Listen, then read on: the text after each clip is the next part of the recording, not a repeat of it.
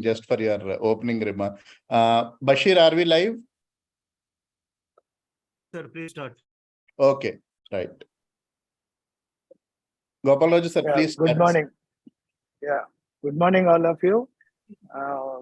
First, I would like to welcome Sangwan sir, and also thank you very much for sparing the valuable time to be the chief speaker of this today's masterclass. And the topic also, it's very useful for not only for the cornea specialists and also to all the general ophthalmologists and other postgraduates. So I'm sure everyone will get benefited by this webinar. And I thank especially Madhu, our scientific committee chairman, for organizing this webinar. And also I thank all the speakers and also especially Dr. Arvind Rai for taking the lead in organizing this meeting, webinar. And I welcome all. I now hand over to Madhu to start the proceedings. Thank you, sir. I now request Arvind sir to kindly have the honor of introducing our esteemed guest for today, Dr. Sangwan sir. Thank you, Madhu Garu. Good morning to all. It is our privilege to have Dr. Sangwan with us this morning.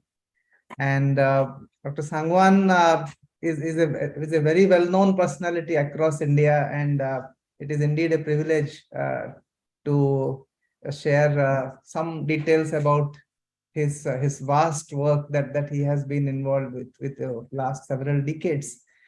His contributions has been immense in the field of limbal stem cell transplants, and perhaps represents the largest successful human trial of stem cell technology anywhere.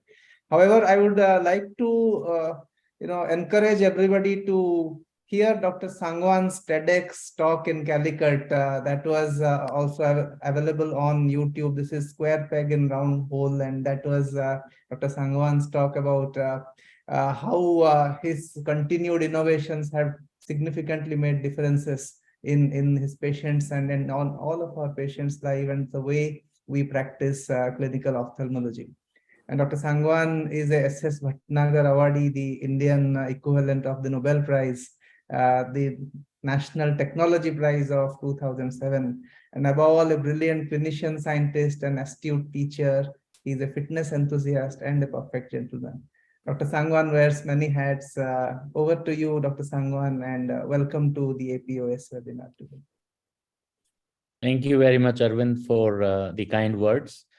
And it's my privilege to be with you people today. Can I share my screen now? Yes, sir. You can please go ahead and. All right.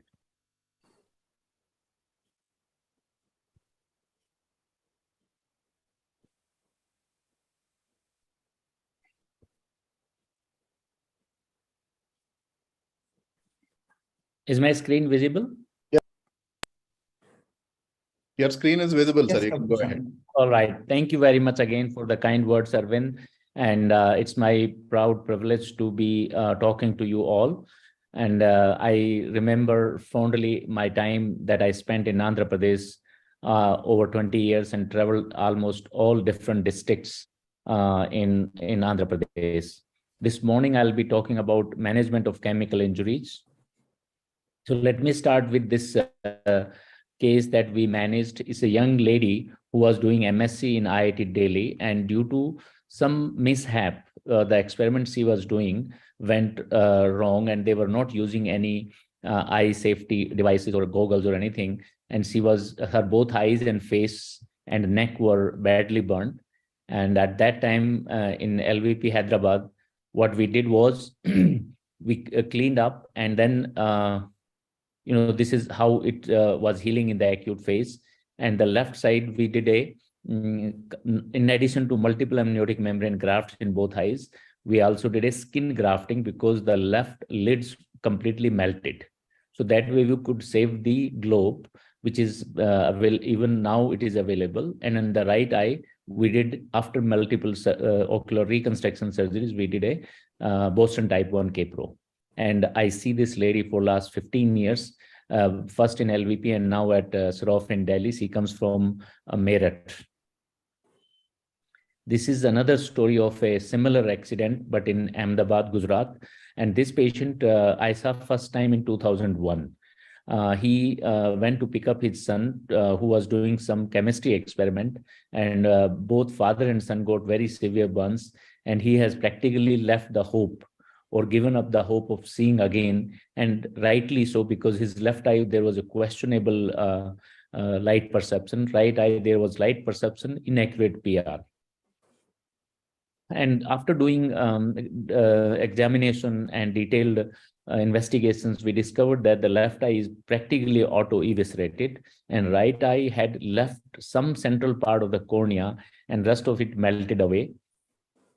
Therefore, along with the Dr. Honavar and other team members in glaucoma and retina, we did several surgeries of taking tissue from the sons, direct limbal transplantation, allotransplantation, followed by PK, followed by cataract surgery, and we could restore a vision of 20/100 with N6 in the right eye, and a skin grafting by Santosh and his team. So in the acute phase, or when you see very bad injuries, you should not give up, or you should not think negatively that I am not able to do anything. So these cases illustrate that keeping hope alive is something as a physician we must do. So what are the elements of management of chemical burns in the acute stage? We must assess the extent of damage, grade, or classification. Several classifications are available. Out of that, I will talk about Dua's classification. Then we should reduce the contact time with chemical by washing, cleaning, or meticulously removing the material. If liquid chemical, wash ocular surface copiously and don't wait for any kind of a balanced water or anything. Whatever is available, clean water, you should use it. If it's a solid or paste or particle, remove them as much as possible. If they are embedded in the tissue, remove that tissue. So aggressive medical treatment consisting of topical steroids, and in the acute phase, systemic steroids also should be considered, and also use antibiotics. I would strongly urge that we should use amniotic membrane transplantation early, except in very minor burns.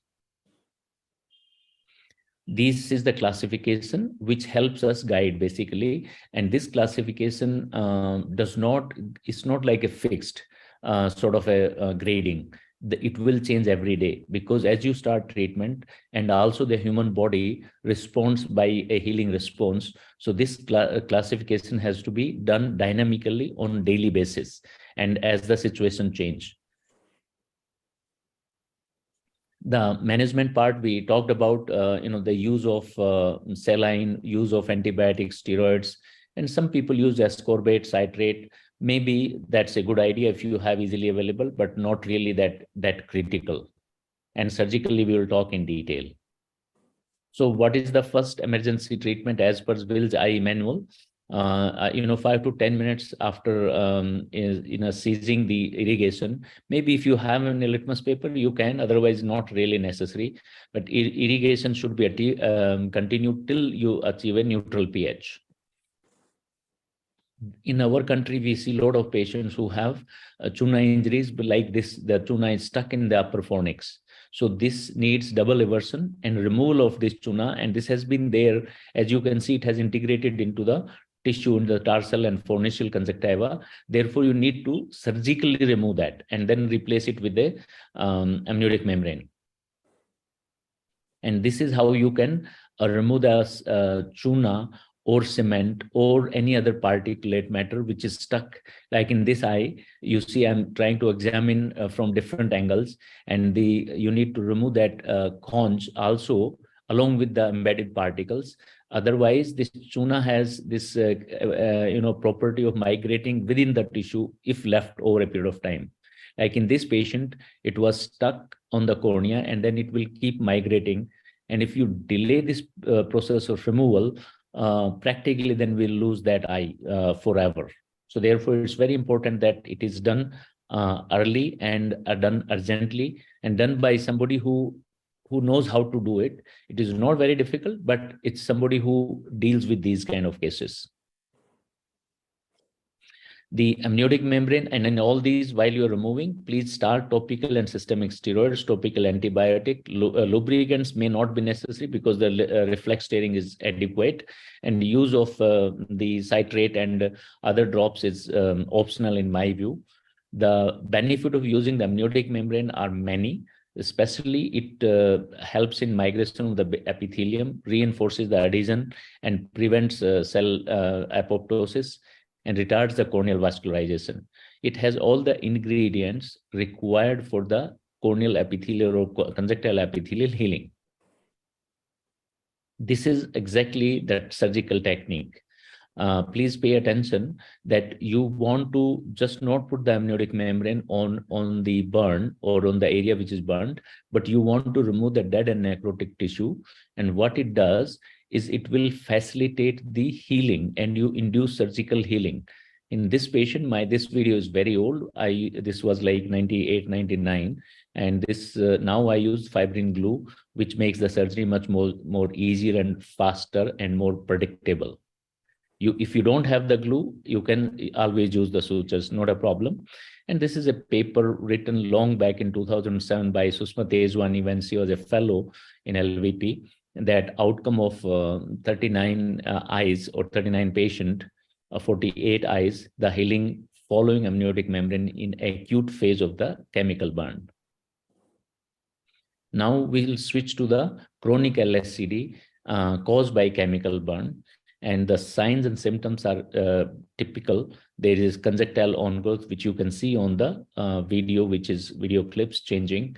And this conjunctiva sitting on the corneas can be inflamed or breakdowns and causes pain and decrease in vision.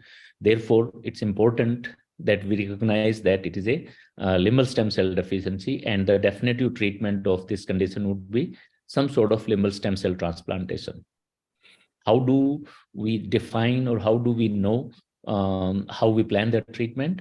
If it's a unilateral or bilateral LSCD in wet eyes. So therefore, I'm explicitly saying that in dry eye, in bone dry eye like SJS or GVHD or Sjogren syndrome, this procedure may not work. So if it's a sectoral deficiency, maybe you may be able to do only amniotic membrane transplant. That should be sufficient.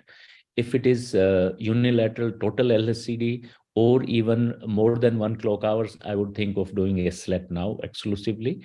And if it is bilateral, then consider either allogenic limbal transplantation or a Boston type 1 keratoprosthesis.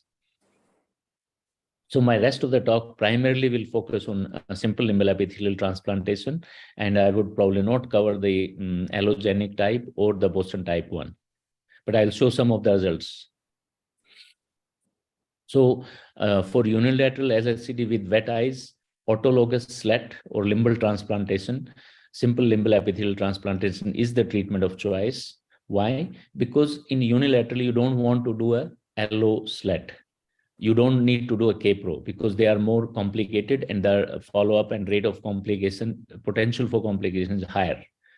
However, for bilateral limbal stem cell deficiency, there is allogenic limbal transplantation, conjunctival limbal autologous allograft, cultivated limbal epithelial transplant. These two techniques now I exclusively have left doing.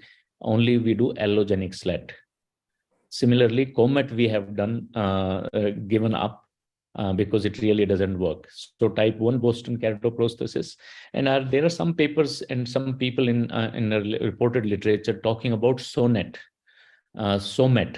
Similar like slit, there is a the cultivated oral mucosal epithelial transplantation instead of that, they grow the mucosal epithelium on the surface of the eye. So these are some of the results we have published from LVP in bilateral LSCD, because I'm not going to deal with the bilateral LSCD in detail. So please just pay attention that these are cases done over maybe about 10 years. Number of patients 50, number of eyes 62, and Boston type 1 K-Pro, live related direct conjunctival limbal allograft, Comet, alloclat. So these are different techniques, and the summary of these is, for me now, Practically, it boils down that the patients with Boston type 1 K-Pro gain better vision faster and maintain it for a significant longer duration of time.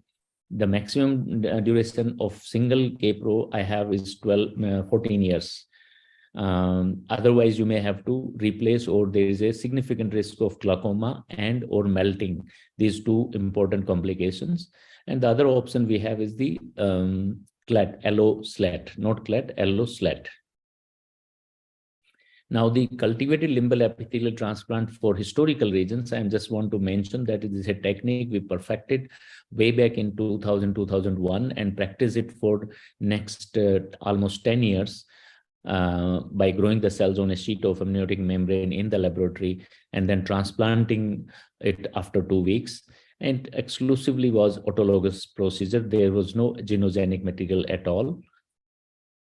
And by this technique, we have performed a large number of surgeries and over 10-year results published in BJO 2011 showing excellent outcome of 74-75% success. And if you look at the total number of 750 eyes done over a period of 9 years, showed the success rate of 76% in the first year. And they drop by third year about 53%. This is an example of a patient from Bangladesh who we operated and cultivated. Then the PK was done and did the histology. So it shows there is a restoration of the corneal phenotype and stratified epithelium. This is girl almost 6-7 year follow-up. Now, in 2009, second half or early 2010, we started doing something called simple limbal epithelial transplantation. And this is one such short video clip showing how to take the biopsy. And in this particular technique, the cells grow on the surface of cornea using the eye as a petri dish. We don't need lab or we don't need any regulatory approval. Now it is the standard of care for limbal stem cell deficiency. And there have been, as we will discuss, there are many innovations in this surgery around the world. And in the process of developing SLAT, we also developed a bioengineered amniotic membrane transplantation. And this whole of the project was done in LVP from 2013 to 2017. You will see this membrane, which after removal of the pannus tissue and cleaning up nicely, look at the cornea, how it's shining under the pannus. And then I'm doing a pachymetry, understanding the thickness. Looks like a normal thickness cornea. And then you put instead of the regular amniotic membrane, we did a bioengineered membrane with the fibrin glue, and then those explants, and then in the BCL. And after that, we did the tarsorrhaphy. And the post-op management will remain topical steroids, antibiotic in both the eyes, the donor eye and the recipient eye. Generally, no systemic treatment is required for the autologous procedure. This is another video showing the technique of harvesting the limbal biopsy. So you start from the periphery or 4 or 5 millimeters away from the limbus, use the conch as a handle. And if you don't need conch as a conjunctival autograft for limbal, for the semblifron leads, then you repose it back. If you need it, you can harvest. And this was a snip biopsy where I use it from another location and put it at the donor location so that there is 0 chance of donor site deficiency. And now I'm showing you the affected eye of the same patient, removal of the pannus by dissecting all around 360-degree limbus and then making these horizontal cuts.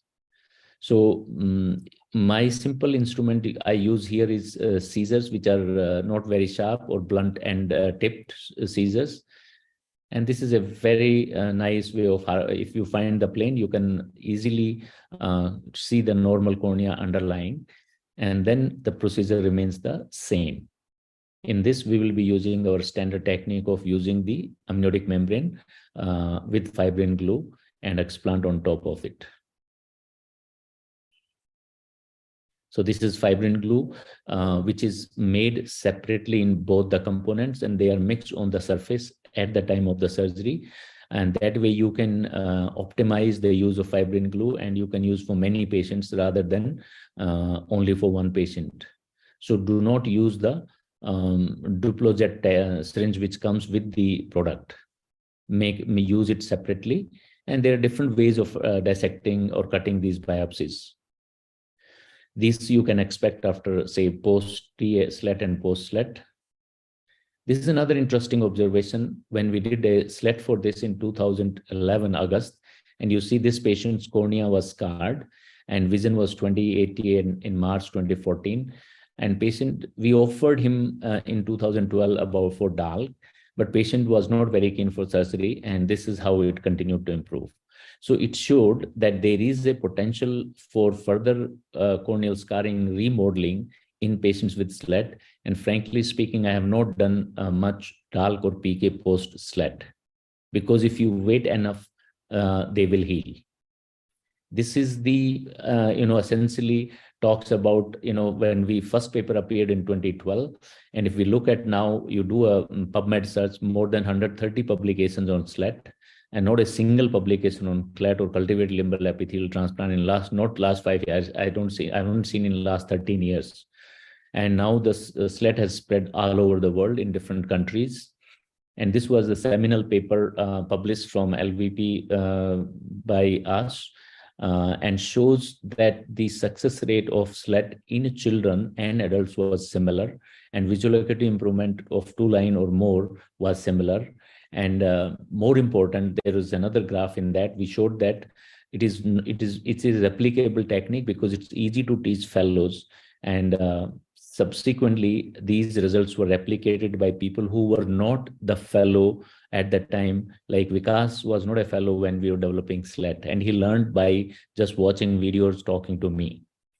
Similarly, there was another study by doctors who are not practicing LVP, and outside LVP, they learned by seeing or through the courses or a video. And Jayesh Vajrani led this effort, published this paper, and showed exactly the same success rate of SLET. So therefore, indicating that this technique is easily transferable in terms of the training, and the outcomes can be obtained by different surgeons.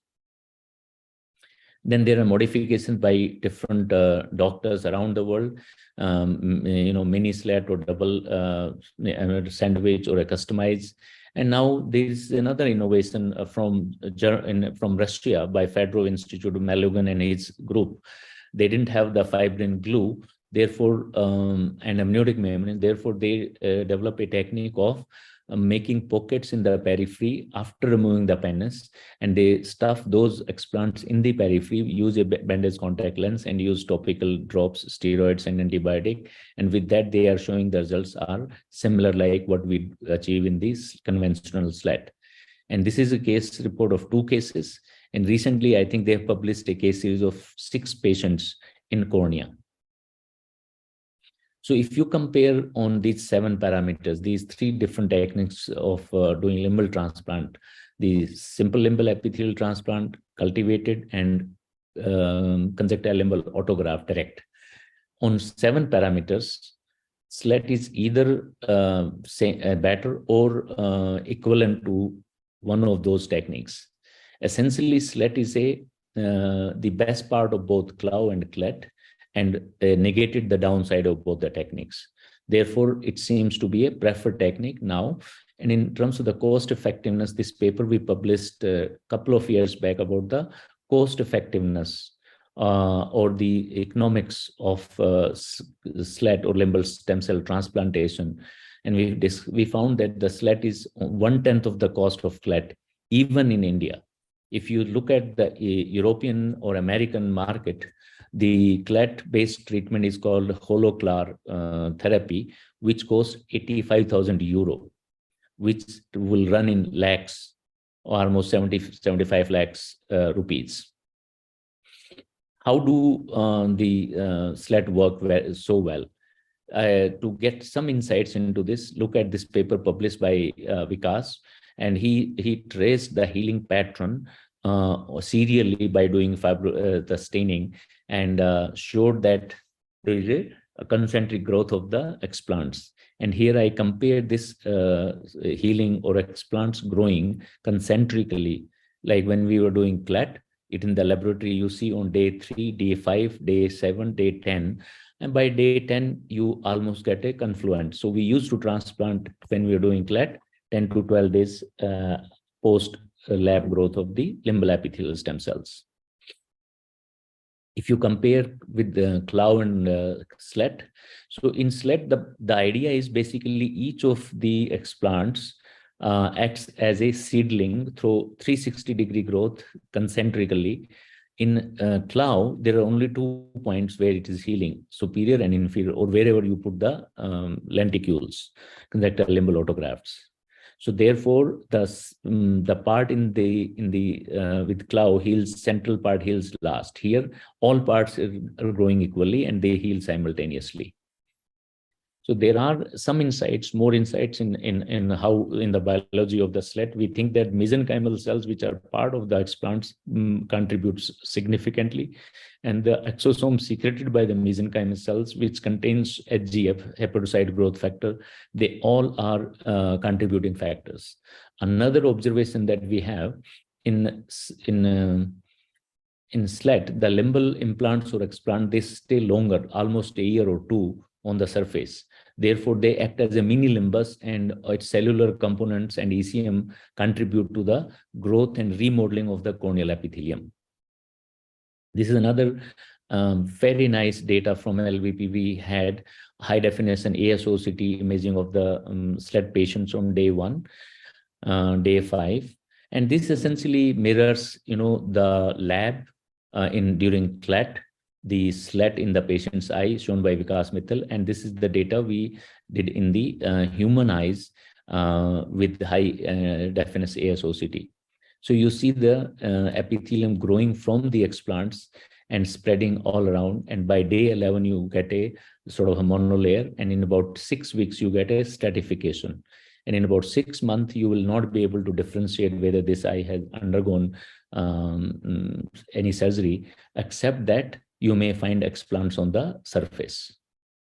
So in summary, the management of acute chemical burns essentially centers around aggressive and meticulous use of topical and systemic steroids, meticulous removal of the chemical particles, whether it's solid or liquid, and doing amniotic membrane transplantation in a right way at the earliest stage. You may have to repeat, so please do repeat if required. And for chronic LSCD, limbal transplantation is the main treatment. And for that, the technique of doing is SLET, simple limbal epithelial transplant, is most effective technique, which is reliable, effective, replicable, and it's a platform technology allowing the innovations. Thank you very much. Thank you, sir, so much. Like always, a wonderful presentation. So I just wanted to ask, what was that thought process that you had when you thought this SLET was possible? What was that eureka moment? I think that Madhu came not because I was thinking about, but there was a, this thought was always bothering, because wherever I go for a talk, talking about CLET, people like you or, people practicing in different district headquarters and states, they used to ask, sir, you can do it in LVP. What about us? How, this technique cannot be replicated. Yes, I used to feel that it is a difficult proposition. So we were trying different ideas. One model we tried was, can people send a limbal biopsy to us and then we grow and send back? So there was a student from MIT, he was spending, doing internship with me. So we did that thing. And then Reliance Life Sciences replicated that model. One of our scientists who joined Reliance Life Sciences, and they started growing and offering that service. And they were charging 50,000 for single cultures. But for me, it happened accidentally. There is a lady from UK, Sheila McNeil. She's a bioengineer, biotechnology specialist. And she wrote to me asking, and we never met, she asked me if I would like to collaborate with her to improve the safety of limbal transplantation. And I didn't understand. I said, what do you mean safety, madam? It's quite safe. She said, no, still you are using the amniotic membrane. Maybe we can make the membrane bioengineered, and it will make the surgery cheaper, mass produced, and so and so. And then in the passing, she mentioned that, I can also make the pockets, micro pockets in the artificial membrane, where you can put the explants and you don't have to grow in the lab. And that was the time that I said, oh, that is possible. Then I said to her, madam, I got the surgery. I'm going to do this surgery tomorrow. Then she said, no. See, you cannot do, this is a 3 years research work we will do. And then if we get funded and all that. He said, madam, whatever funding or not, I'm doing this surgery with amniotic membrane, fibrin glue. I got the surgery. That was the eureka moment for me. And I always attribute, that idea was given by somebody who's stranger outside the field. And that is why when we are treating our patient, we should always think of chatting or interacting with people outside our field. And that can give you very powerful ideas. Yeah, I think that's a very, very strong take-home message, sir. You have to be open to ideas. And now we are seeing how easily now people like us are also able to do SLED, thanks to the technique that you have introduced. I think before we open the panel discussion, we have a good case that will be presented by Dr. Hema, madam. Ma'am? Yeah, please go ahead and present your case, ma'am. Then we'll open the panel discussion. Yeah. I'm sharing my screen. Am I audible? Yes, ma'am. Yes. You are audible. Please go ahead. So my case is a very simple case. When I see your presentation, the vast presentation. But this is, madam, if you see if before SLED, if you see, this would be a big problem. 1 second.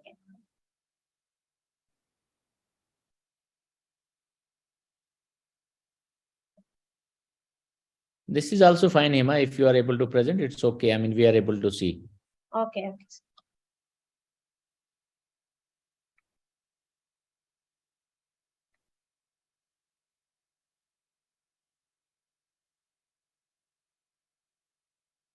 Sir, you're able to see? Yeah, we are able Yes, to. you can see. Yeah. Yes. So this is a 26 years old male. He's a painter by profession, and he was exposed with Lyme in right eye for 6 months back. That time we don't have any pictures. So we gave him the maximum medical treatment with topical antibiotics, steroids, and lubricants for 1 month. And the patient lost for follow-up for 5 months. And when he came, my slides are not moving. Stop sharing and do it again, madam. Okay.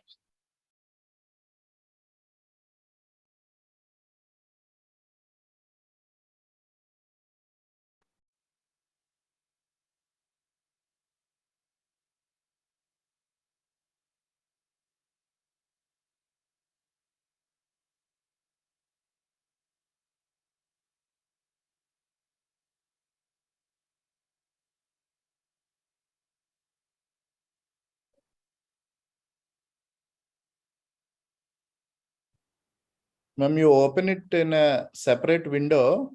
Stop sharing. Okay. I think they are moving. Open it in a separate window. Now open it in a separate window. Keep it ready. When you Okay. start sharing, select that window, madam.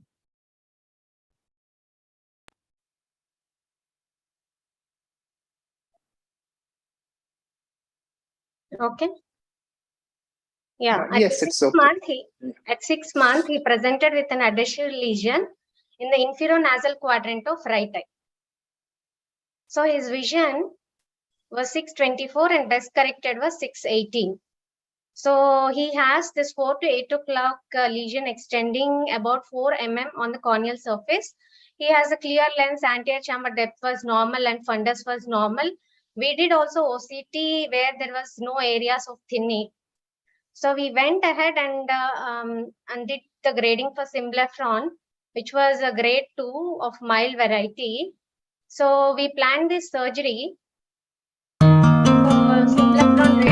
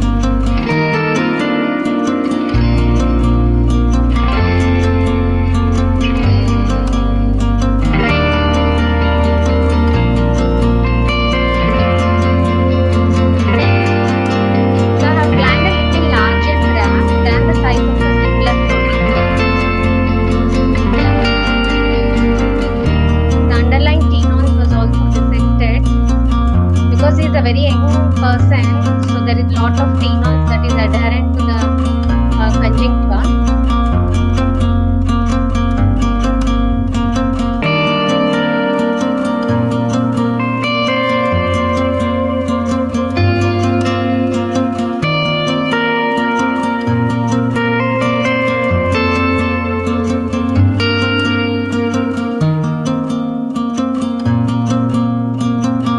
So this tissue was sutured to the adjacent normal conjunctiva.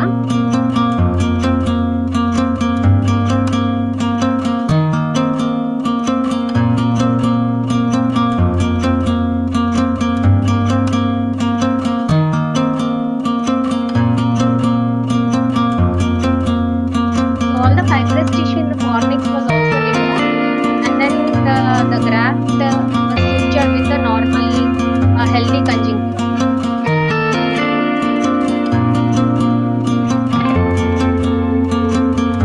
So whatever the remnants of the surface of the cornea were also carefully dissected and removed.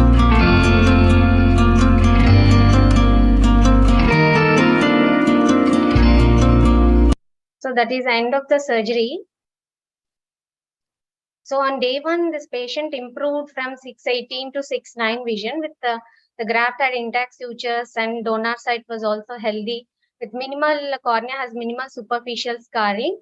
And at 3rd month also his vision maintained 6:9 with intact graft and healthy donor site. Cornea got completely reepithelialized with no recurrent adhesive lesion.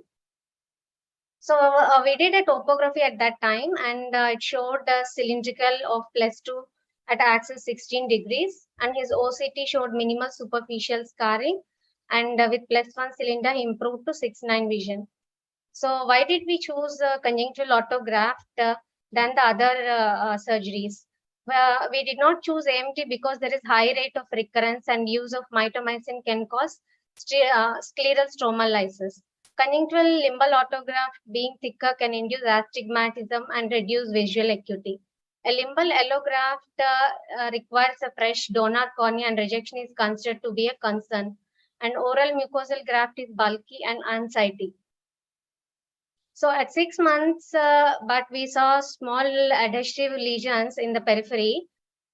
So thinking it to be early recurrence. So my questions to Dr. Sangwan sir. So what could have been done to prevent that recurrence, and does this case requires a clap or slit? Thank you, sir, for this opportunity.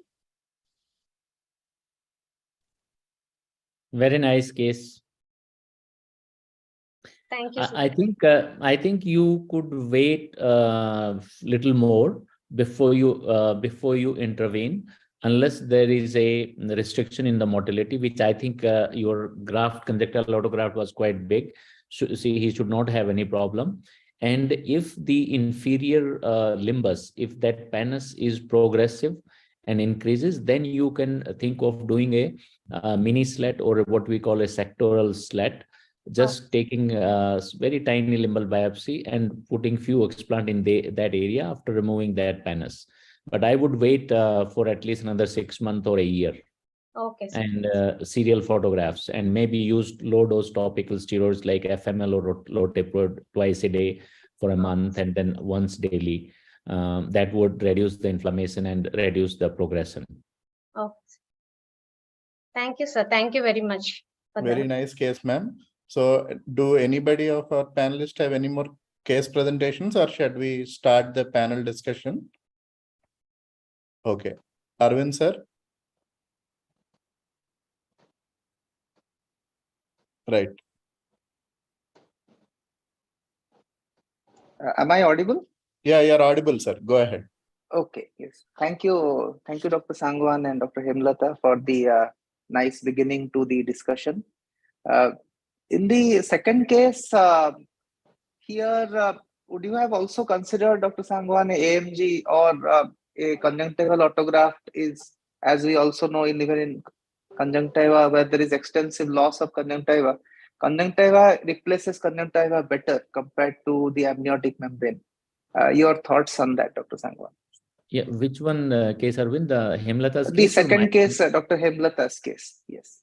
Yeah, that I think I would also do the same way what she showed. Maybe I would have combined it with the few explant in that area. After removing that fibrovascular pannus inferiorly, I would have put few pieces of limbus from the area she harvested the conjunctival graft, very tiny amount, and just put few pieces. Maybe Hemlata did not have the fibrin glue, or she did not think of it. And otherwise, now I've showed you Malubin's technique of slit. If you don't have fibrin glue, make a very gentle pocket. Like in this case, would have been one pocket with the crescent in periphery and put a single explant. Maybe that would have done the trick, but still, I would think the outcome is very good. Because in any of the surgeries we do, most of the surgeries won't turn out very perfect the way we want. So therefore, sometimes you would need stop up or touch ups. Yes. Sometimes in the no, please go ahead. Just wanted to add to the discussion that sometimes in these expensive symblepharon, in addition to the conjunctival autografts, the fornix formation sutures over the periosteum of the orbital rim, sometimes that helps in reconstructing the fornix, because often that starts as a foreshortening, and that we see in some of those expensive chemical injuries. Did you also encounter this, Dr. Hemlata, in your case subsequently, that whether the fornix started shortening in some way? Some of the recurrent pterygiums we have faced a similar issue. Yeah, this patient had, when he came for the first, after 6 months, there was definitely fornix shortening. There was a dense fibrous tissue. So I had to do extensive dissection of the fibrous tissue, which I could not show in this very short video. But later when the patient came, again in those areas, again it started the recurrence. So I have a doubt, sir. Yes, please go ahead. Exactly regarding the same issue. After 6 months, there is a slight fornicial shortening, and again there is some sort of symblepharon formation seen in the ma'am's case, Hemalata ma'am's case. So what could have been done in the primary setting to prevent that to happen, if only conjunctival limbal autograft transplantation is done in that case? Only, as I said earlier, only other thing that you could have considered is using the few explant, limbal explant, and we call it a mini slat or a sectoral slat. And other thing, because it was a chemical burn, some sort of this thing, to reduce the fibrosis, some people use mitomycin C intraop.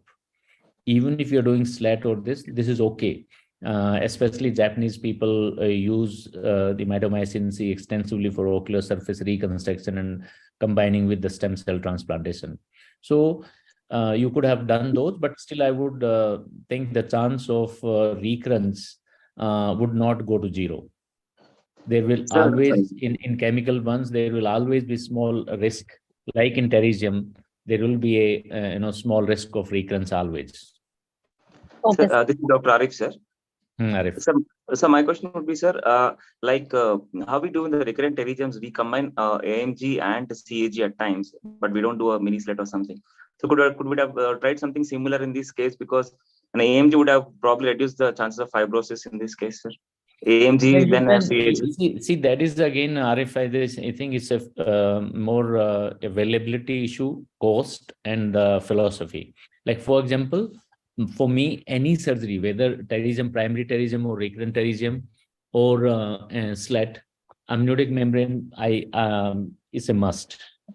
For me, the reason is that it is, number one, it's quite easily available. And unfortunately, in LVP and here, the place where I work now in Sarof, charging is not an issue. If I feel that the patient won't be able to afford or pay, so we can make it completely free. So for me, the circumstance and situation is slightly different. Those of you who are in practice or in smaller places, there may be different challenges. So I would, for me, using amniotic membrane is the standard. Yes, sir. Dr. Hemlata, this question is for you. And you said there is kind of astigmatism to experience with congenital autographs.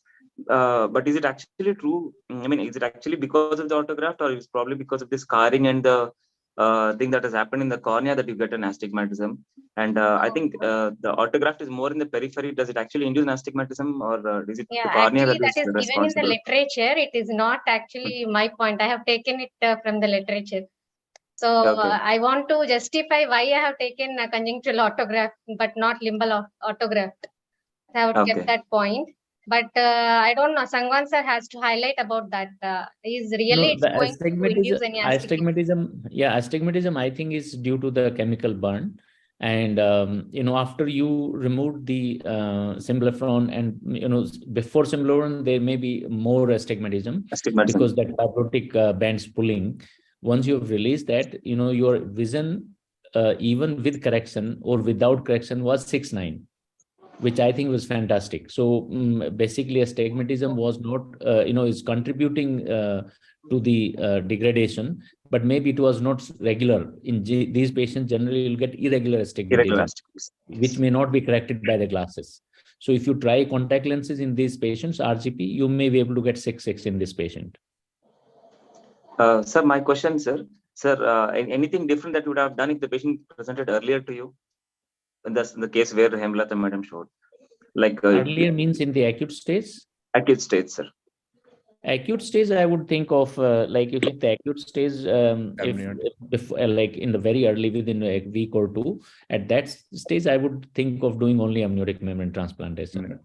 And I think the amniotic membrane at least would have maybe Prevented the LSCD and also LSCD. symblepharon. The chance that symblepharon will be prevented may not be very high because the amniotic membrane is not really very effective in preventing symblepharon, but it's very good at healing the surface and also tilting the healing response from scarring to the regeneration. It promotes epithelial regeneration and preservation of the stem cells. Sir, what would be your threshold to go for an AMG in acute chemical injuries, sir? Like what grade or this thing that you would Very, consider? very important questions. And what you people think? What is your? Is it that you do very early or do you wait? For me, any burn which is say more than grade 1. Grade 1. Okay.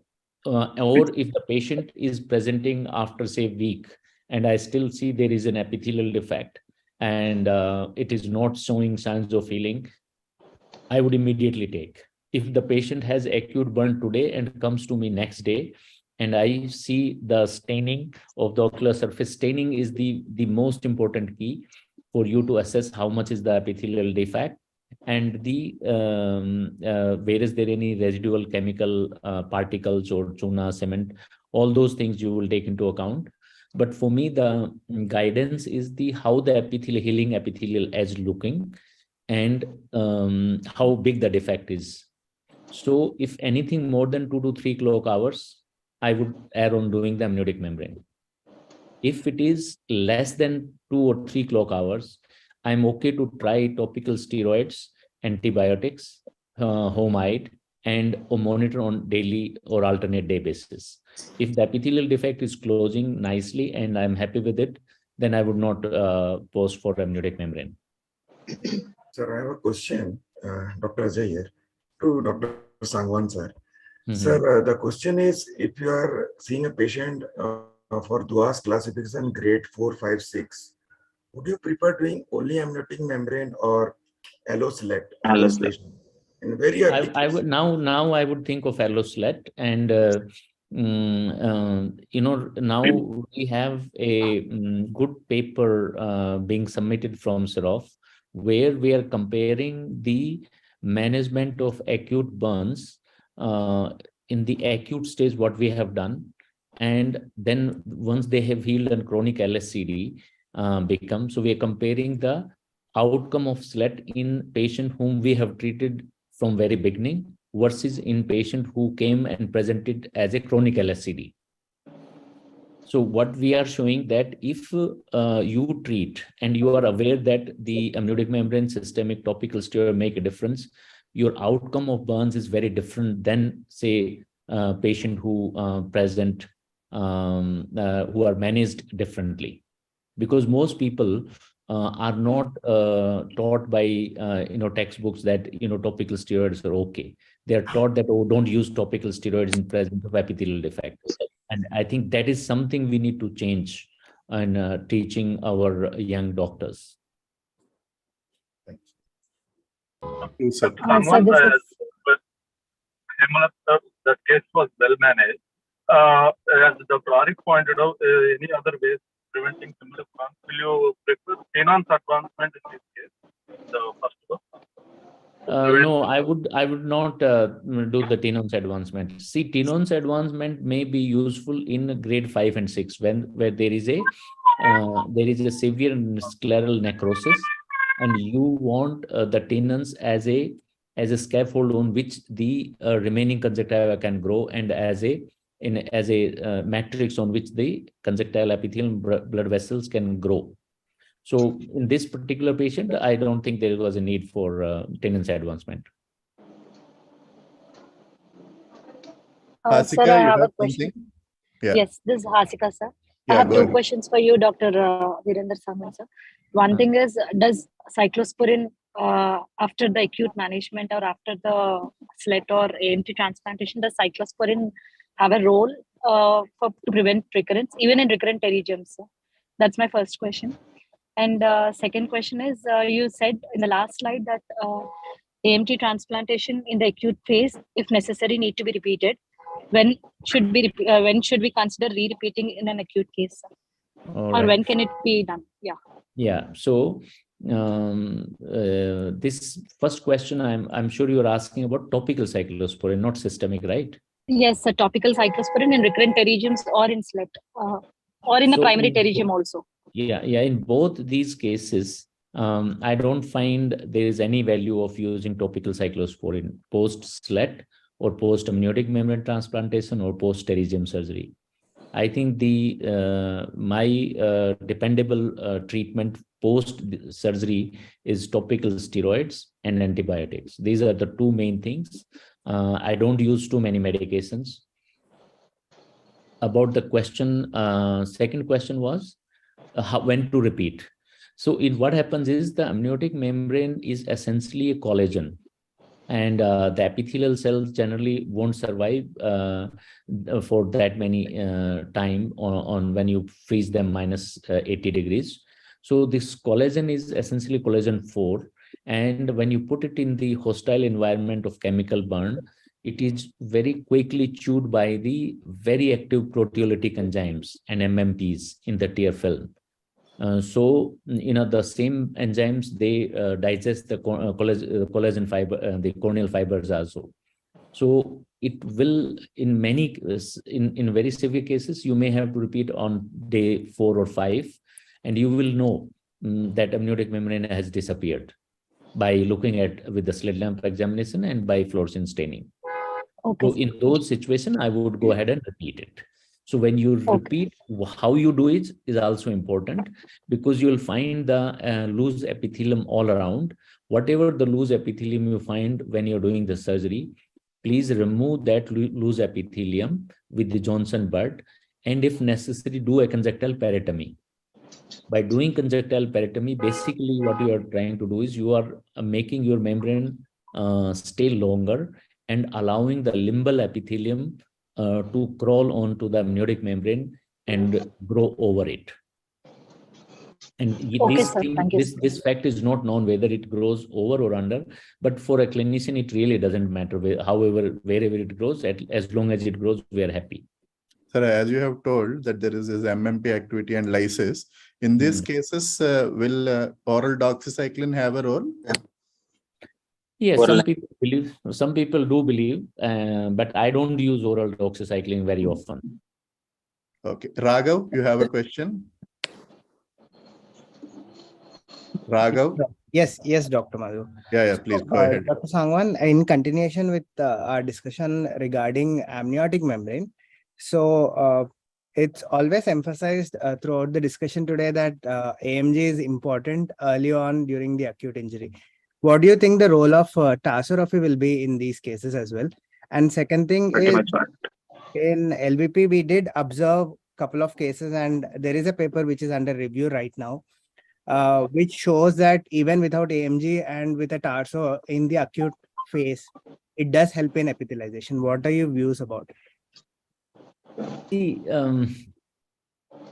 what you have to understand, any injury in the body will eventually heal. So if you do a tarsography, or some people also believe, okay, if you put a bandage contact lens, see, the body heals irrespective of our intervention. But the question is, can we modulate the healing and tilt the healing towards more regenerative without loss of transparency and rapid epithelialization, versus allowing it to heal, take a longer time and causes fibrosis and scarring. So basically, intervention with topical steroids and amniotic membrane does the first part, that it allows rapid healing and with restoration of transparency and epithelialization.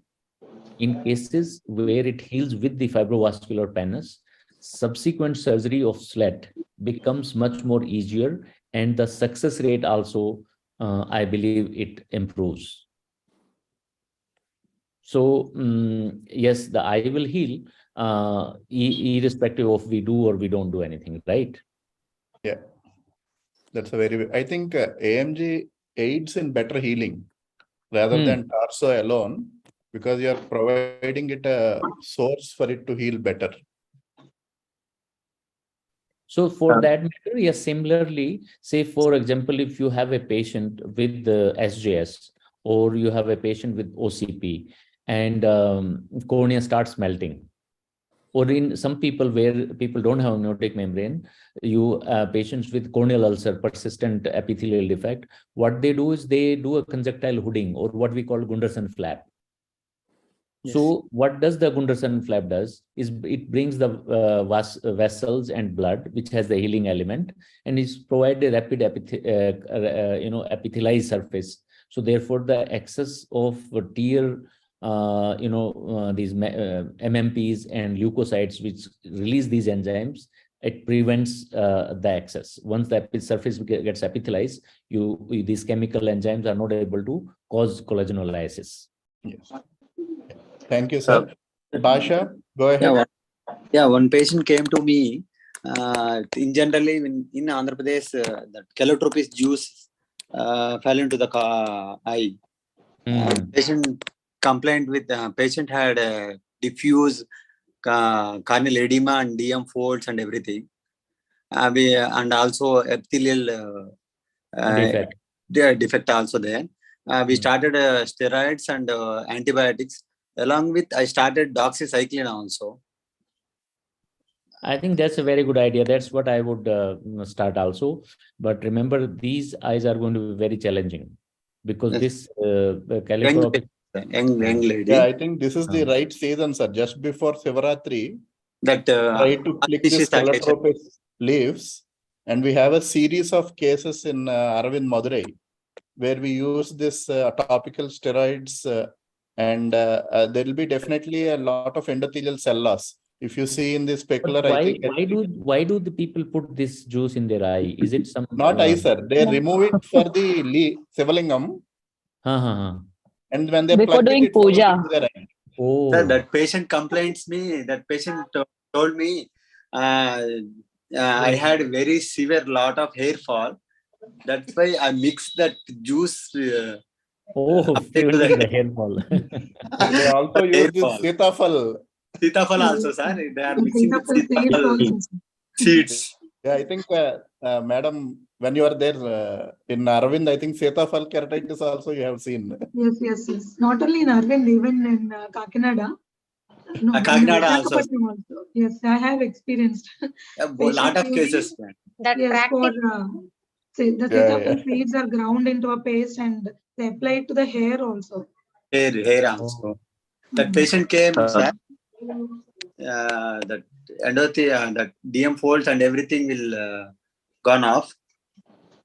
she's quite happy.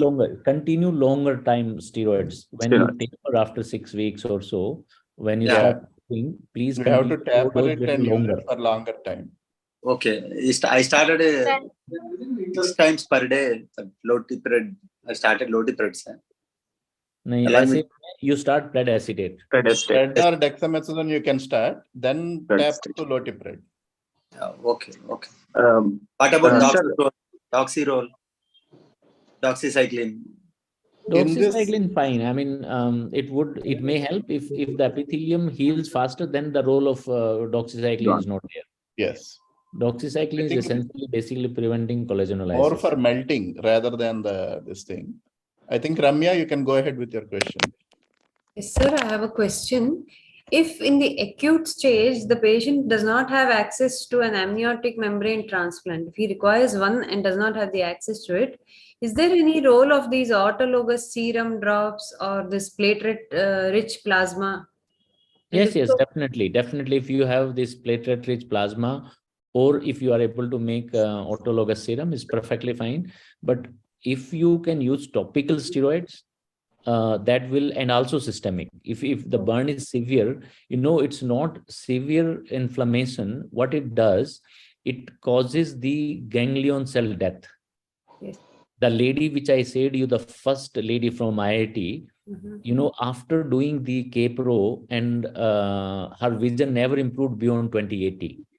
And when I looked at the literature, then I discussed with Dr. Dolman and Dr. Jim Chodos in Massa, India, and they said some rabbit experiment of chemical burn. They said when we do severe burn in the rabbit eye, we were able to observe the ganglion cell death in the retina, which means the surface inflammation, intense surface inflammation through the interleukin mediation, TNF-alpha and others, it causes ganglion cell death also, which we may not be able to appreciate in the acute phase because we are basically concerned about the surface.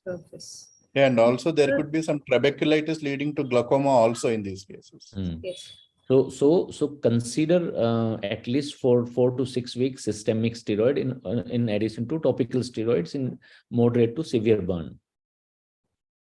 Sir, another question is that in firecracker injuries, which are very common, is there anything else which we would have to look at, because it is both chemical and thermal injury combined? So sometimes we have all that explosive material deposited under the conjunctiva.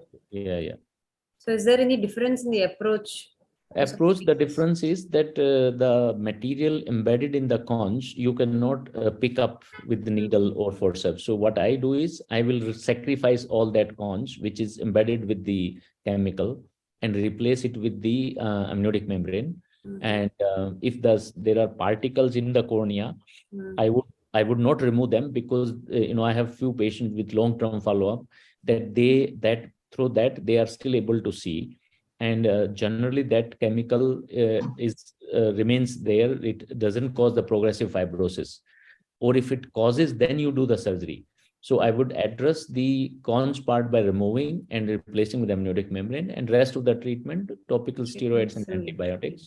And they are more difficult.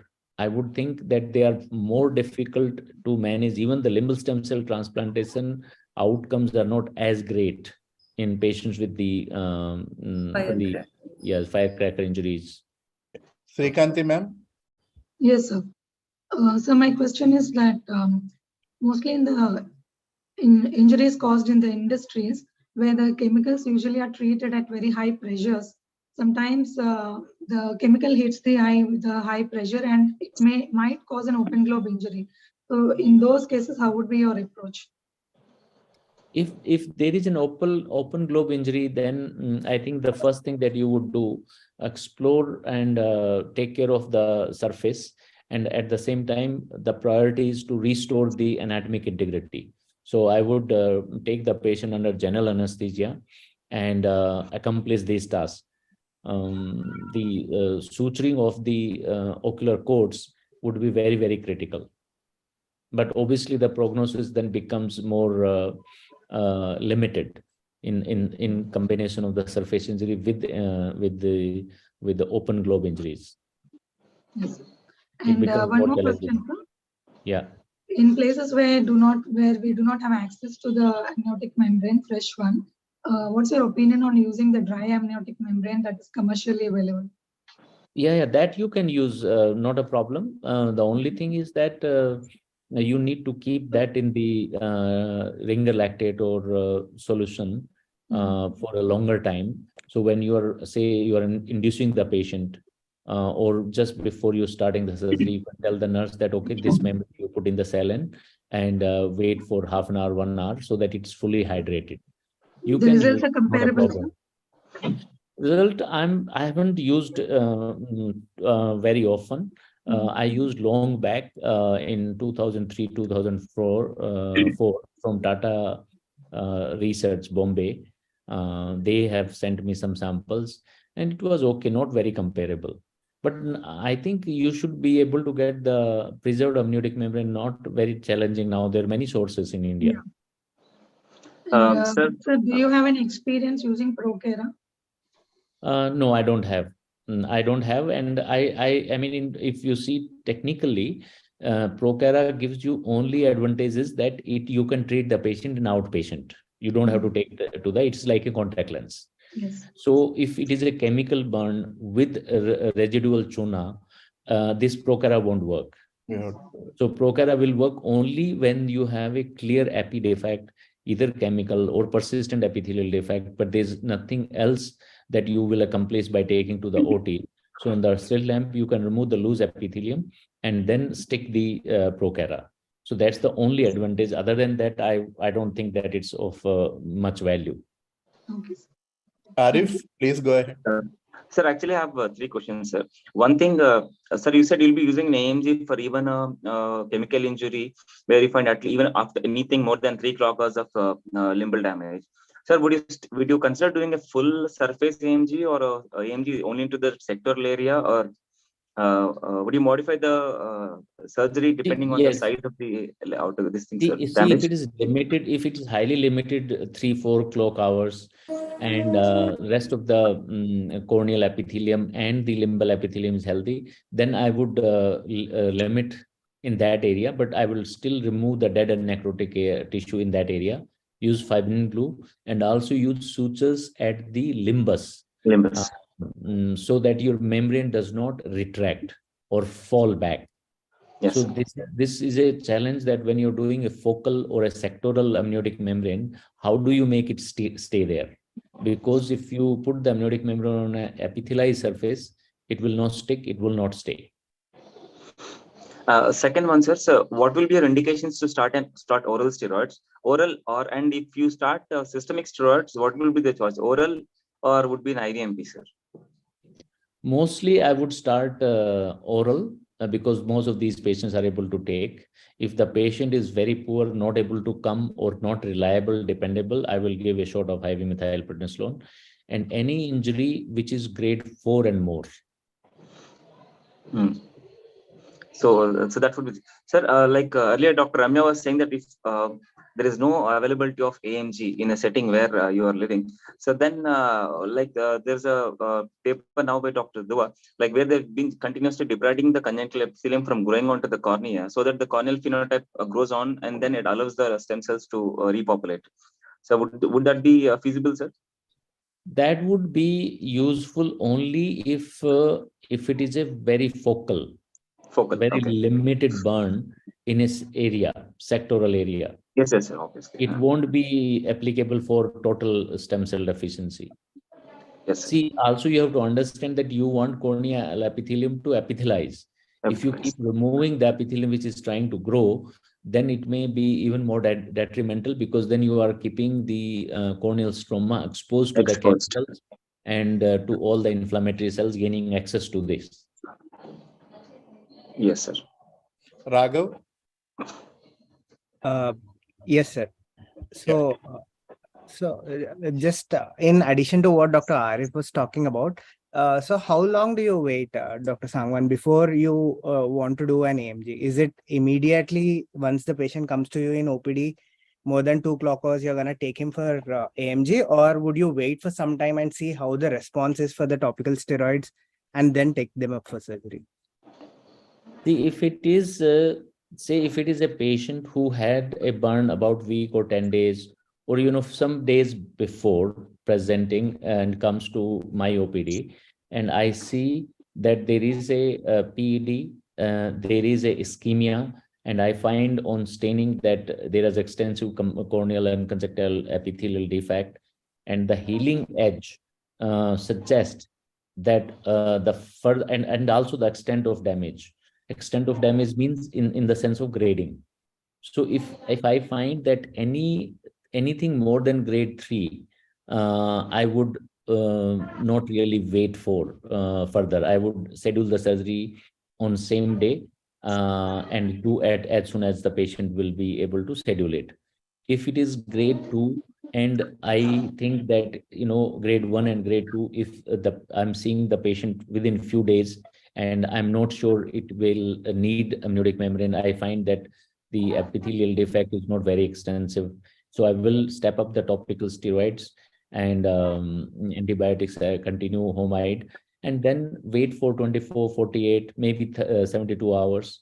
And if I notice that the epithelium is closing and it would heal without scarring, then I would not do the amniotic membrane.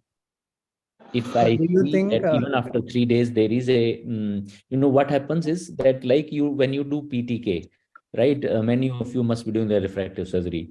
So what happens that if the epithelial defect does not heal post PTK, what do you see? You see the scarring, anterior stromal scarring. So why does that happen? Because the more the corneal epithelium is not there, the stromal keratocyte, they change their behavior and they see that the epithelium is not able to close. So there is a danger to the cornea. They start secreting abnormal collagen, which is not transparent because it's more tough. Then you'll see the scarring there also. So we don't want to see that scarring also. So you have to take a call. Do I want, especially if the epithelial defect is in the center of the cornea. If it is in the periphery, I may still have, I may wait for a few more days. If it is involving the central cornea 5-6 millimeter, I would not wait. I will err on side of doing the amniotic membrane rather than waiting. So an AMG will remodulate the scarring as well. That's what you want to say? I'm saying it modulates the wound healing, and on top of that, it provides epithelial healing, which is much more faster if you did not intervene versus you intervened. Because when you intervene, you are also removing the loose epithelium. And when you put the amniotic membrane, it allows a sticky surface on which the epithelium, if you go back to your basics in any corneal surgery textbook or corneal biology textbook, you will see how the epithelium heals. Epithelium needs a matrix, and then it has to crawl on it. Like, if a footballer does not have spikes, he cannot run very fast. He will slip. So similarly, if you don't have, in a patient with post-burn, if you don't have the stroma on which the epithelium can stick, then it won't grow. So there are many factors which preventing that. So the amniotic membrane basically deals with those problems and provides a little more healthy and sticky surface on which epithelium can crawl, then multiply, and then stratify. Yeah. Thank you, sir. Dr. Hema. Sir, this is regarding one of your videos which you have shown in your presentation, where there was an extensive tuna both on the conjunctiva and the cornea. So you have dissected what is there on the conjunctiva, but what about the stroma? You didn't show the. So I did not show the full video in the interest of time, but what I have removed that corneal tuna also, and removed by doing the partial keratectomy, and then did a multi-layered amniotic membrane. Okay. Multi-layered means basically added 2 layers. Yeah. Okay. Yeah. Before I go to Arif, Dr. Pratyusha and Dr. Madhavi, do you want to have a chance to interact with sir? Sir, any role of topical vitamin C, sir? Topical vitamin C, Madhvi, I'm not used. I've seen my professors when I PG in 88, 89. They used to use, but I don't think that any role now, because at that time there was nothing, no topical steroids, no amniotic membrane. So we used to use even in LVP when as fellow we were making 20% vitamin C drops, but now I don't see any value because we have much better Steroids and tools. immunomodulators. Yeah. Mm-hmm. Thank you, Pratyusha? And I'm just listening because I don't have much of chemical injury cases here. We only get You're very small assimilating all ones. the knowledge. They generally get treated nicely with medical treatment because most of the extensive ones go to the Shankara. So Right. I don't get to see very large extensive damages. Most of them are doing good with topical and just amniotic membrane itself. Great, great. Arif, please go ahead. Sir, my question is not related to chemical injuries, but I have a patient whom I've come across recently. She's a 18-year-old girl, female child, and she has been experiencing these recurrent sheets of corneal erosions, almost total cornea epithelium sheds off. And then we tried to, I pull out her older files, like even the child did not seem normal because even her teeth were not totally formed, or she had a lot of problems with her teeth. And even the rib cage was not totally not normal. Then I digged out her older files, like the systemic evaluation. It was written epidermolysis bullosa in that case. So then we kept on. Then I did an entire what do you call gamut of tests like vitamin K, D, everything. Then she was pretty much deficient in vitamin K and vitamin D. So we gave her vitamin K and vitamin supplemented with vitamin D. Now she's doing better. I put a BCL. Epithelium has healed. But now, like, what is the time that I should take off this contact lens, and anything else that I should take care about, sir? So you put in a bandage contact lens, right? Bandage contact lens. It's been 10 days now. So you should wait at least for 3 months. Remember, the epithelium heals, and the anchoring fibers, which basically go from the epithelium to the anterior stroma and through the basement membrane, these are like your spikes. So they, Yes, the desmosomes and hemidesmosomes, they form in about 12 weeks. So I would, in any patient with recurrent erosion or epidermolysis bullosa kind of situation, you must keep them at least for 3 months. And this is a very good idea. I did not think of, I had managed to a few cases of epidermolysis bullosa. I did not think of vitamin deficiency. Is there a reported literature on this, Arif? Or did you? No, sir. Like, I mean, actually, this actually came from the father saying that, sir, when she was a child, she had a lot of vitamin K deficiencies, and she used to take the shots of vitamin K. Then I thought better to evaluate all the entire profile. So I got her evaluation done. Then after giving 5 injections of vitamin K, now she's pretty much stable, sir. There are no erosions as of now, but still the BCL is So on. maybe that is not may not be epidermolysis bullosa, because in epidermolysis bullosa, what is deficient is a single gene deficiency. The gene which controls hemidesmosomes is defective. And yeah, there is a very nice case report from Germany where they have treated epidermolysis bullosa patient, taking the limbal biopsy, growing it in the lab, and when the cells are growing, they edited that gene using the CRISPR-Cas system. That single gene defect they repaired in the lab, and then they grown the epithelium with the corrected copy of the gene, and then that cured the patient from this problem. So in your case, maybe it was some sort of vitamin deficiency which was interfering with the healing process. Ajay, sir? Yeah, sir, I have just a question. Do you give all patients of chemical one oral vitamin C in your cases? I don't use vitamin C very often in the chemical one now, oral also. Okay. Hema, ma'am?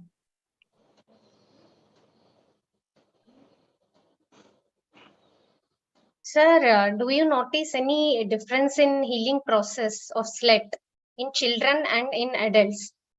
So is there any difference in the healing process, in the outcomes? Outcomes, the only, I mean, in terms of the epithelial healing, no, I haven't observed any difference, and maybe I have not paid attention. But what we have seen is, we have seen and published about outcome of CLET in pediatrics. Even those patients who healed and the patient who did not have amblyopia, the results of CLET were not very good. They're about 45-48% success rate. With the SLET, we are seeing the success rate is in the range of 75 to 80%. So in terms of the overall response of SLET is independent, meaning if whether a patient is 8-year-old or 8-year-old, the healing response is very good. So I really don't know if there's any difference in terms of the biological healing. Hasika? Sir, I again have two questions, sir. Sure. One not related to the topic, but to the ocular surface. First thing is I've seen recently case of filamentary keratitis, sir. Apart from peeling the filaments, do you add any acetylcysteine drops? If yes, how are they available, sir? Or is there any other management to prevent recurrence? No, there is. I don't use very often these drops because their smell is too bad. But now I believe there is an Indian brand which you can buy. I don't remember the company, but I have seen some people prescribing in Indian market. You don't have to custom make. When we used to make in LVV, there was buying the injection and double dilution you have to do. But now I think there is a availability in the commercially available. But for the filamentary keratitis, I think you should see the superior conjunctiva, bulbar conjunctiva, and the upper tarsal conjunctiva, because generally the problem lies in those areas, and it is essentially abnormal epithelial proliferation. And I would use again topical steroid, lubricant, and in selected cases do a superior conjunctival removal, a tissue, and then replace it with the amniotic membrane, and hopefully that may help the patient. In some patient, you may have those who have sleep apnea, or they are quite fat, so their lids, you may have difficulty. You may have lax lid syndrome. So maybe consulting a plastic colleague will be helpful. Okay, sir. One more doubt, sir. I've recently seen a couple of cases where there is recurrent corneal erosions, typically following a nail injury, sir. So temporarily with the BCL and topical lubricants, it's helpful, but what BCL, what we are saying, that BCL in such cases, you should not remove more or less than 10 to 12 weeks, even if everything is healed. And when you're keeping the BCL, use topical antibiotic as a prophylaxis and lubricants and mild topical steroids. And the healing mechanism is same. The basement membrane gets secreted by the epithelium, and it takes 10 to 12 weeks for making firm adhesions. Okay, and typically present with that epithelial ingrowth like kind of picture. After 12 weeks of BCL, if it recurs again, do we have to continue the same management, or the recurrence usually stops? No, recurrence may not stop. So it is not that with single treatment you may get, because see, essentially this is a kind of a basement membrane and epithelial interactions are abnormal, and you may have to repeat. Sometimes in few patients, what I have done is that after 2-3 cycles of this BCL and this did not help, then recurrent continues. So I have taken and removed the loose epithelium and then the amniotic membrane transplantation. At least 2 patients recently in last 1 year I have treated like that, and they at least for a year now they are doing fine. Is amniotic membrane transplantation necessary, or just peeling off that loose epithelium? And I think you can try just the peeling of the amniotic membrane, and that might also help. And that you can do on the slit lamp in OPD. Yes. So how about using when you put a BCL, that is the thing. You just putting a BCL is not helpful. So you should remove, put a paracaine, and in the OPD on the slit lamp, you can use Johnson Bird or Vexel and remove the loose epithelium. Okay, even if it's the first time also, we have to remove the loose epithelium. So how about using a diamond burr for these recurrent erosions, sir, where we just smoothen out that area where the epithelial erosion is there, and then you can use that diamond burr. And how is it comparable to amniotic membrane transplantation, sir? I may be a little biased towards amniotic membrane because I have used it so long and it works well in my hand. So I'm more biased towards using the amniotic membrane. Okay. Sir, won't using an amniotic membrane graft leave any scar on the cornea, sir, which is exactly in the visual axis? No. No. If there is no scar, when you're doing it, it won't. Okay, sir. Yeah, Raghav, go ahead. Dr. Sangwan, couple of things. One thing regarding the case presented by Dr. Hemlata. So you said you would do a mini slit in this case, but the surface was already epithelialized. So how do you think the mini slit would help in those cases apart from doing Not right now. Like if you see, there was a very minimal peripheral recurrence of the penis. So if this penis is progressive and you are observing, say, for next 6 months or 1 year, and you see there is a progressive increase in the penis towards from periphery towards the center. So if you notice progression, then you need to, you may want to. But if it is not progressive, it's just staying there. And if the patient does not have a cosmetic issue, then you don't need to intervene anything. Okay. Second thing regarding alloslat. So which are these conditions you are doing an alloslat in acute burns? Is it over grade 4 burns? All the cases you are adding an alloslat with the AMG, or it's just really bad cases where you reserve alloslat for? Only those cases which are really bad and multi-recurrent. Like if I've done twice amniotic membrane and it's still not healing, so I would combine everything, the amniotic membrane, cadaveric slat with tarsorrhaphy. Okay. Thank you. Sorry. Despite that, remember that, it's not every burn will respond, because if that burn is very deep, whatever you do is not going to work. Correct. Yeah, Raghav, last question. Yeah. Last question. So have you ever tried SOMET as well in these cases? No, I have not tried SOMET. Okay. Thank you. So I think we are getting to the end of this session. Ramesh Bubli sir, are you there? Do you want to interact with Sangwan sir before we close? Ramesh sir? Yeah. Am I audible? Yes, sir. You're audible, visible. Yeah, nice. Sir, good afternoon, sir. Good afternoon, Ramesh. Sir, how are you, sir? I'm absolutely fine. Yeah. Very nice interaction. I again have learned many points, sir. Thank you. Nice interaction also, nice discussion. Thank you. Thank you, Ramesh. I thank Sangwan sir on behalf of Andhra Pradesh Ophthalmic Society for giving his valuable time. And most importantly, all our young panel members who have contributed so much to the discussion. And thank you, Sangwan sir, for patiently answering all our queries. Thank you once again on behalf of Andhra Pradesh Ophthalmic Society and the panel. Yes, thank you very much. So nice to see all of you and wish you all the best doing fantastic work. Thank you, sir. Thank you. Thank you so much. Thank you, sir. Thank you very much. Yeah. Thank you. Bye.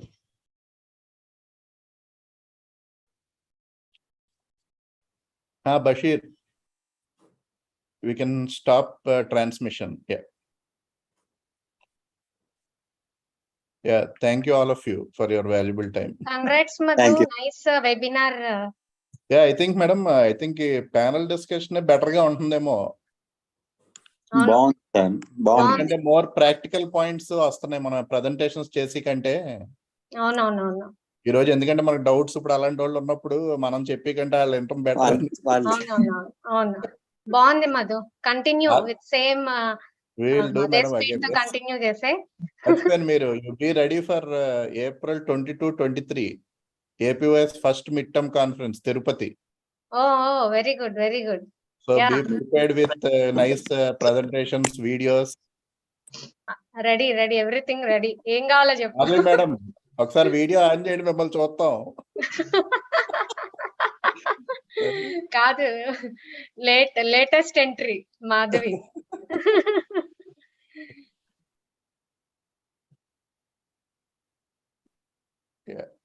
Madam on చేసి వెళ్ళిపోయినట్టు. అప్పుడు అరవింద్ లో చూసాం, మళ్ళీ చూడలేదు. అదే madam. Okay Madhu. Right madam, right. By. Thank you. Bye. Thank you everyone. Thank you, Thank you, sir. Bye.